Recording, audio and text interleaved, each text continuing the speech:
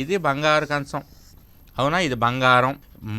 చేసినప్పుడు ఏం చేస్తారంటే లోపల ఇలా మధ్యలో ఒక పువ్వు ఒకటి వేయిస్తారు. ఇది వెండి కంచం, ఇది వెండి కంచంలో బంగారు పువ్వు వేయిస్తారు. మీరు చూసారో లేదో, వెండి కంచం మొత్తం మీద బంగారు పువ్వు మధ్యలో వేస్తే దానివల్ల ఏంటయ్యా అంటే మనం దీన్ని దేవుడికి వినియోగించుకోవచ్చు, భోజనానికి వాడుకోవచ్చు.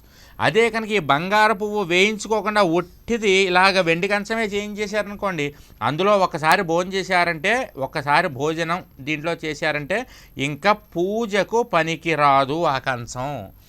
అదే మీరు ఇలా వెండి కంచంలో బంగారు పువ్వు వేయించుకున్నారంటే ఇందులో భోజనం చేసినా కూడా కడిగి శుభ్రంగా తుడిచి ఆరబెట్టేసుకుంటే ఇది పూజకి కూడా పనికొస్తుంది, పూజకి పనికొస్తుంది, భోజనానికి పనికొస్తుంది. కాబట్టి ఏంటంటే వెండేమో శుక్రుడా, గురువేమో గురుడా, ఈ బంగారమేమో గురుడా, వాళ్ళిద్దరూ దెబ్బలాడేసుకుంటారేమో, ఇవన్నీ మీకు అనవసరం అమ్మ. వెండి కంచంలో బంగారు పుష్పాన్ని వేసుకోవచ్చును.